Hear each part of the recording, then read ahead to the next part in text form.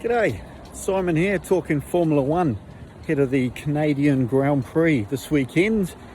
So it's going to be hopefully it's going to be a great race.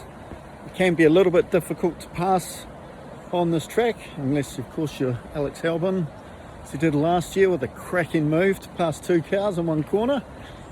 But yeah, I'm picking my picks for this weekend. I think McLaren's going to be too strong. The old flexi wing thing, other people are hoping to get closer, but McLaren are almost further away, so even quicker. I think personally that this might be an Oscar Piastri one. I think he's going to be strong.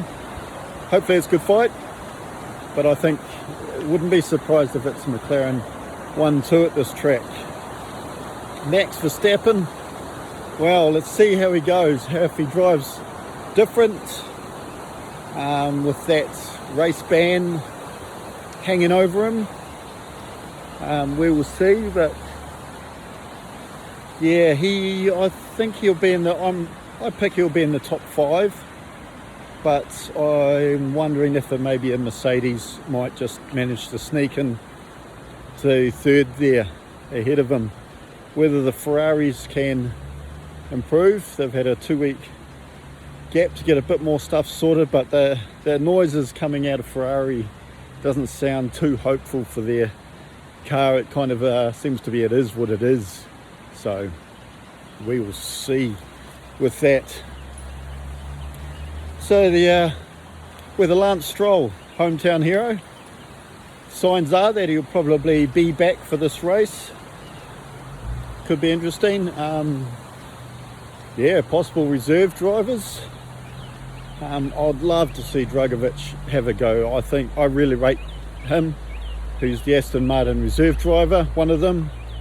Him and Van Dorn, I think, are on other duties possibly this weekend. So yeah, whether that gets in the way and opens up a gap for Valtteri Bottas come back, who's hanging down around that Mercedes sort of reserve drive area, and of course Aston Martin with the Mercedes engine, it'd in theory be a good sure bet, but we will see what happens with that. So yeah, I think it's going to be those 4 teams again at the top. They just seem to be that much better. Whether anyone else can sneak in there, whether Isaac Hadjar can pull another one out of the bag. Guy's been on fire, so he's driving very, very well. Race and qualifying, obviously qualifying just managing to pull out a lap. Like Lawson was quicker through practices, and I think it was F3, qualifying 3, but then Isaac just pulled it out, and he seems to be able to just get that lap together. Lawson's, I think he's come on a lot better, so it's good to see him a bit more consistent. Just missed out on points last race, hard call, but yeah, he's driving well, and hopefully, as said, being a New Zealander, hope Lawson can get some really good points and drive really well this weekend. It's a tricky track, so we'll see. We'll see how we go.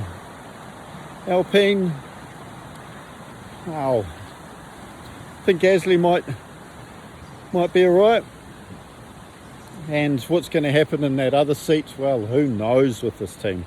Started with rumours of other drivers now possibly getting the call up. Colapinto has not, he's struggled. It's just fair to say he struggled.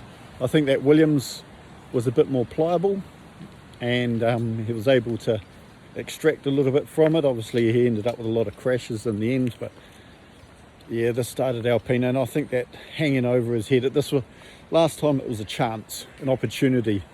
This year it struggles to feel like a chance for him and an opportunity, because he was given by this, indefinite target. So quite a hard situation for the poor young fella.